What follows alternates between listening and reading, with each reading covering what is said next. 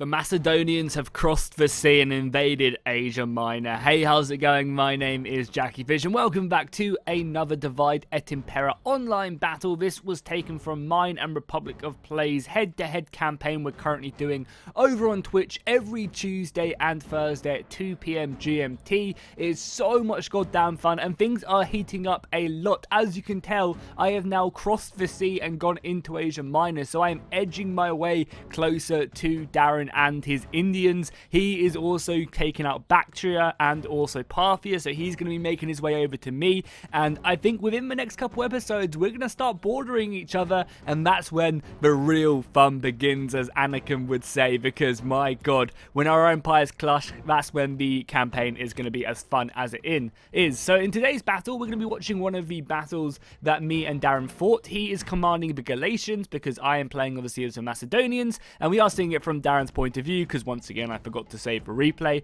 This is the garrison of Nicomedia that sallied out to attack me, and you may think, Jackie, come on, a garrison battle, are you stupid? This army's gonna suck. Well, these Celtic warriors are actually really decent. I did not expect them to be as strong as they are. As you can see, they are classed as heavy melee infantry, and as well as that, he's also got 3 units of cavalry, some good skirmishers, some of these light bowmen, and a whole range of other decent infantry, which again I was not really expecting that the Galatian garrisons were going to be as good as this. I am also using one of my good armies. I think this is Stratios 2 I'm using, which is commanded by one of my better generals. I think he's around about a rank 5 or 6 general, so he's fairly decent. You're going to see his army coming into range. However, he's taken a bit of attrition on his army. This is also with the most recent patch as well. So they've recently released a patch that makes it so that you can only, this is as long as this unit of pikemen can stretch. So they've made it so that units such as phalanxes, pikemen, can only stretch as far as a certain limit, and this is it. This is a 3-line unit of pikes. This is as far as they can be, spread across, and I think it adds so much more flavor to the battle because it gives armies like this, which rely heavily on numbers, a really good chance in these battles because they can envelop and surround much more effectively, whereas before, not that me and Darren would really do it, but we could make our lines extremely long. And it's just awesome to see them really, even this far into the game, improving the battle mechanics. So as I said, this is Stratios 2, but this is my siege army. It is teched with all the upgrades to being a good siege army. It has artillery, it has some more of these Cretan archers, but the main thing is it's not really meant for an open field battle like this. Obviously, I'm kind of doing okay because it's a garrison army, but it's a very good garrison army. If you guys saw the previous campaign whereas I was Rome and Darren was Egypt, a lot of the time his Egyptian garrison could form phalanx and it would repel most of my legion's assaults just because I couldn't take the city in 40 minutes. So in some factions, garrison armies are no joke whatsoever. However, I do have some Rhodian slingers who are going to be unloading their volleys right away. Basically just trying to rain down some rocks upon his infantry, soften it up. But again, yeah, I did not realize the Galatian garrisons were as strong as this in this battle. But this is kind of my spearhead into Asia Minor. If I can secure Pergamon, this isn't Nicomedia, this is Pergamon. If I can secure Pergamon, that'll give me a great foothold in the region. Pontus basically holds everything else in the campaign map around that. So I've started doing this now in my armies. I don't want him to throw all of his javelins into my pikemen, so I went ahead and stuck a unit of my Foroks on the front line. These guys are going to be getting hammered by javelin fire, but it's better this than, say, my main pike line. Darren's going to quickly throw around a large portion of his cavalry to the left-hand side, and I'm going to have to try and answer that. You can see the amount of javelins going in, devastating this. I do have a unit of cavalry on this right side. I'm going to be trying to harass his men. I've got all of my missiles coming in, and this is kind of one of my biggest mistakes of this battle. And really, this is when I was still kind of learning the new patch, which has changed, phalanxes and, my type of faction quite heavily. I'm just kind of like getting used to the unit width, and here we go. Darren's going to get a wonderful javelin toss with these 300-man units into my general. And again, this was just, I don't really know what I was doing looking back on this. Throwing my general through this gap, obviously it makes sense. However, look how quickly my general is going down. This is just not good for me whatsoever. Balance of power bar is actually in favor of Darren. I think it's a little bit skewed, but yeah, I've lost almost 50 riders right away. I'm going to come flying in to fight Darren, but again, that leaves me really vulnerable, and because I now don't have the length of my battle line whatsoever, Darren's going to have this huge overlap, and you're going to see this a bunch more, especially if you're playing with your friends. You're going to see there's a bunch more people with, greater numbers are going to be so much more easily able to surround you. And that's going to completely change up the way these battles are played. Realistically, I never, ever, ever should have thrown my cavalry in here. I should have just waited for Darren to kind of, overextend his horsemen instead of me going to him. Realistically, I wanted to go in and try and smash him, kill this cavalry, and kind of make my way elsewhere. But again, the Galatian garrison cavalry is actually pretty decent. Look at them. They're actually kind of heavily armored. And obviously, they're going to also have reinforcements just off the bow here. You can see some more infantry going to come in as well. And this is kind of scary for me. The front lines have also now clashed as well. Oh my god, my pikes, these are phalanxes, sorry. So the phalanxes are in, I've also got my pikes down as well. The pikes are going to have a bit more of a range boost as well in the next patch, which we'll be playing with on Tuesday, if you're obviously watching this on Monday.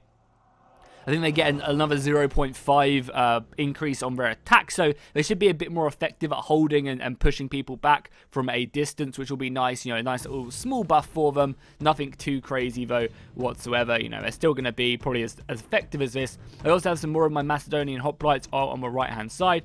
But yeah, this is going to completely change up the way I position my armies, and it's very interesting to see how me and Darren do fight, because there's another battle coming very, very soon on the channel. I think it's going to probably come up Thursday or Wednesday, where it's now a 40 v 60 army. Darren has 3 armies, I have 2 as Bactria, and it's got like a Parthian AI army. It's really awesome. But again, it's a real test of like how our armies are performing, our generals and stuff. So yeah, it's just really starting to heat up in this head-to-head now as we get ever closer to one another. So as you can see, Darren is using his numbers really effectively. Luckily, I've managed to secure this flank. And I've also got my Ferox here as well. And I've actually got some cavalry completely surrounded here. So this is my heavy melee cavalry. Which again is kind of more here just to hold the front line and try and support my infantry, whereas I believe I have a lot of my shock infantry over here. But look how devastating this is. My cavalry is getting overrun by Darren's horsemen. I'm trying to get my general out of here because I do not want this dude to die. This is my adopted brother. If you guys have been following the series or following these battles that I've mentioned this, after my king has died and his son taken over, he also had a promising adopted son who is this guy, and he is leading my siege army. He's really effective at doing sieges and starving out the enemy forces. And as you can see, I'm basically trying to pull out my horses. I do not want my general to die. He's getting extremely hit by all of this cavalry. I'm going to try and almost sacrifice this unit of Hypaspis, or Hypaspis, I think is how you pronounce it. I'm going to charge these guys in, basically just to try and keep my general alive, because as well as that, my front line is starting to dwindle a little bit. Darren is using his superior numbers to come around the flank. I'm about to run out of missiles on all of these guys, which is not good. And as you can see, I'm also trying to come around there as well. You can see the hoplites fighting quite heavily. But you can really start to use these the mobility of these numbers really effectively in the new patch. And as I said, it's a great patch. Also, my pikemen actually they did much better than I thought they did. This unit maybe not so much here. The hoplites seem like they're kind of having a hard job. They are in phalanx, so yeah, just kind of having a little bit of a tough job right there. And also right here as well, it's kind of bad of me. I've got 2 units fighting 1 when I'm this enveloped. That should not be the case. Yeah, my general is so close to routing. He's got 1, 2, 3 men left. I'm just trying to get him the hell out of here, throwing in the rest of my cavalry. And against a garrison army, I should just never have done this. Like, looking back on it, this was a big mistake on my part. I should have let Darren try to come round here, overextend his cavalry. I could have just matched him. I mean, like, I feel like in the past couple battles, this was like my first proper battle on the new patch, I think. Against the garrison force. Again, I've been really overconfident in these past couple battles, and I think right here is when I realize, okay, now it's time to, this is where the fun begins. This is where we start getting a bit more serious, and I have to actually take these battles, very, very cautiously, because every commander, a lot of the commanders I have right now will make it to when me and Darren fight. So, having good commanders is really important because they give such big bonuses to our armies. And I have to make sure that we actually, do have good commanders to fight. So here we go. I think all my missiles are basically out of ammunition now. There's a couple more volleys left on these guys. I'm going to bring them to bear over on the left-hand side. I also managed to break this this flank, which was good of me. And I'm going to bring around more of my, my hoplites to help out in this engagement. I'm throwing a lot of slingers in on this unit who has managed to make its way around the flank, trying to whittle it down, focus down one unit. and we're getting a lot of ammunition in. But again, Darren's going to be doing such a great job of just enveloping me, using his numbers so effectively just to basically take that advantage. I love seeing them pikes in the background. It looks so goddamn cool. Again, still haven't changed that screenshot button at all. So I'm going to be pushing my pikes forward, trying my best to, engage these guys. My heavy melee cavalry has done an amazing job as well. So I'm quite happy with how well they have performed. I'm sorry, I'll do this after the fact. But yeah, I'm happy how well they've performed. However, Darren is also going to envelop me over on this flank. He's going to pull back his front line, which is not a bad idea. And this is why I need some really good infantry on the flanks to basically lock Darren in place in the center. If he retreats in the center, when me and him come to fight, my plan is to lock down the battles on the flank quite effectively, and then use that center to smash through. And if he tries to retreat from the center, it will open up for my reinforcements in the center to kind of come around and envelop this. Because like, if this was a proper 40v40 stack battle and Darren retreated like this, I would then seize this gap, come around and hit him, on the flanks. And that's kind of my plan of how to effectively use my missiles. Thankfully, my general got out of that battle alive. I don't quite know how, but I'm going to come in with my general cavalry now and just hit him. And again, the Macedonian generals are so good. This unit has been taking an absolute pounding, and it's down to 115 men. I can't say how great the Macedonian generals are. They really are very strong. But Darren has, kind of routed me quite effectively here. And he is coming around with a lot of infantry. Luckily, I have my own cavalry to also harass him. Again, he's going to come in, get a really nice surround over on my phalanxes. Oh yeah, Glacier do have some local militia as well, which seem like they're doing pretty good. And these flanks are just really effective. And again, I think this is heavily down to the new patch as well. I know I keep on going on about it, but yeah, this is great. One of the amazing things though, because there's so many successor kingdoms out in Asia Minor and Egypt and out into the Seleucid territory, my culture is going to be extremely dominant around the area. So that means when I take provinces, I get to use a large portion of the population, which is actually really useful. It means I can basically replenish my army on the move, which is something I haven't really experienced before because in the last head-to-head I got to play as Rome, so no one was Latin culture whatsoever, so population was a real big issue. And luckily for me in this one, it's not going to be as telling. Now, granted, it's still going to be annoying and it's going to get drained and it's going to have issues, down the line. But right now, I can basically take these provinces, replenish, and move on, which is going to be, very, very useful. So right now, I'm, trying to reform up. But as you can see, I'm losing infantry and Darren's fighting the gaps through my battle line. I don't really have the infantry in place. My line has kind of broken up and Darren is exploiting that extremely effectively. I have a lot of these missiles back. My general is still getting hit by javelins. God damn. I need to do a better job at keeping my general alive, whether it's adding more cavalry into the army or what. I need to do a better job, I think, for sure. But here we go, more fighting in the center. Darren has completely enveloped this unit of phalanx. I don't think it's even, it's not even in phalanx. I think I broke it so that the formation breach debuff didn't happen as effectively. And we're going to need more pikemen again here, but again, Darren's just going to do the smart thing and retreat. So these pikemen are really effective at removing themselves from the battle, but it's extremely scary. I'm getting a cavalry charge over here as Darren is actually breaking me really effectively. I'm coming in from both sides, but as you can see, my morale is just not that great. And if Darren can cause, I'm about to rout over here as well. I'm having to throw in my missiles. So I know I was waffling a lot in this battle, but as you can see, this garrison force is putting up one hell of a fight, mainly due to my mistakes. But even still, you can really start to see these numbers coming into play, and having more men is really, really effective. I'm having to throw in all of my archers now, which is something I never want to do, but these guys are having to go in just for the sake of trying to hold off.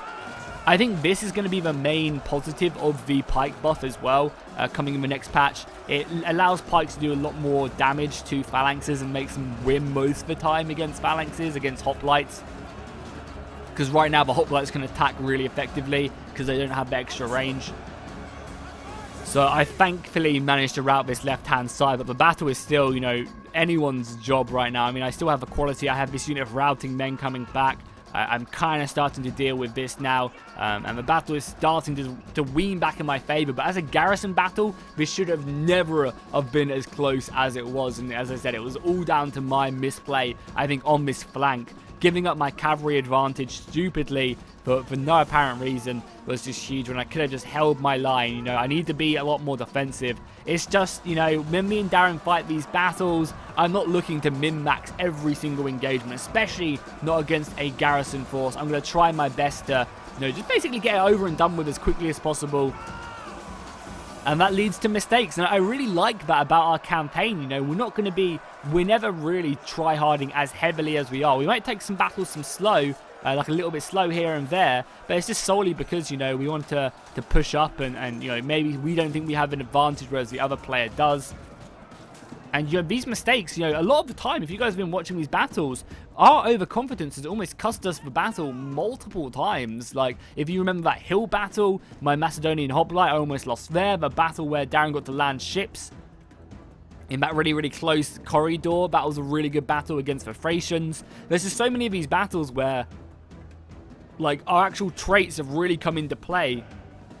And our overconfidence has cost us a battle, you know, almost cost us a battle here and there. So it's just really, really cool to see, you know, actual, you know, mistakes that generals would make historically, you know, because they got overconfident or they felt like they didn't have the advantage or they did have the advantage in certain places. And that actually affects our plan. And obviously losing generals, losing population, having to rebuild men, you know, it's all costly and it does take you down bit by bit. So it's just so awesome to see. It really, really is stuff like that happen. As well as that, we've also been doing technology. So I think I'm not going to say it now in case Darren's watching this video, but there's a lot of technology that I've gone ahead and researched specifically to go ahead and make it that when me and Darren fight is going to be a lot more efficient on my part.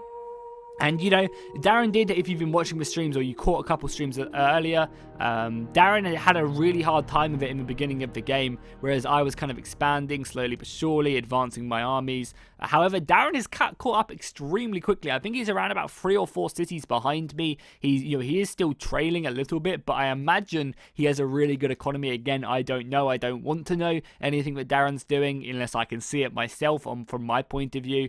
You know, Darren's really caught up now, and it's going to be you know, an interesting thing as he goes through the empires between me and him, because obviously I'm down by Tyros now, so I'm by like Jerusalem, that kind of coastline into the Mediterranean, and Darren is kind of gone upwards, and now he's going to go across. And as I said, it's only going to be a couple more, I think, streams until me and him are touching each other. And then that's when, as I said, the real exciting battles do begin. So, yeah, we're going to have to see how things do go down. And even in this battle, a 500-man advantage really came into play. I mean, honestly, that battle was just stupid on my part. I really misplayed that cavalry fight that led to my infantry not being that effective and hoplites getting enveloped. Whereas if I would have kept my cavalry, drawn his horses in, it could have been a completely different battle. But again, as I said, this battle was really when I started to realize, okay, you know, with the new patch, things are very different. I need to go ahead and play a bit differently, and, you know, losing these generals is going to be extremely hard. Yeah, there you go, Demetrius II. He's around about a rank 6 general, I think. His army is, you know, tailored towards sieging, and it's an effective army at sieging as well. So, yeah, we're going to be using him very interestingly in the time to come. I mean, he is kind of old. He is around about 40, 50 something. So I'm hoping he'll make it to when me and Darren fight, because that's going to be quite important to have a good commander like him. But, yeah, either way, you know, my front line did a good job at holding. I'm not going to complain. The hoplites kind of struggled. And when I get to replace these guys, that's when my army will really start to push up, because I'm kind of close to hitting my next level of reforms in the future. I think it's only a little ways off. I think maybe I need to get another half of an Imperium level to Imperium level 5, and then I'll hit my last reforms, and that's when I can start fielding some proper armies. Also, I'm not sure if you're going to, I doubt I'm probably going to skip that replay, but I also recently took Tyros in the Jerusalem region, giving me access to Armenian archers, which are extremely heavy and long range, and then also I get elephants now as well, so I can start incorporating elephants into my Macedonian legions if I want to, which is going to be, you know, interesting. I'm definitely going to do it in a few armies here and there just for the shock value, because elephants have recently been buffed in the most recent patch again, so using them is probably going to be kind of smart. And we'll obviously also have to get some Peltis in our own army as well. So yes, hopefully you guys enjoyed this. Make sure to tune in Tuesdays and Thursdays, 2 PM GMT. Be there, be or be square, because you won't be around, and I'll see you guys in the next one.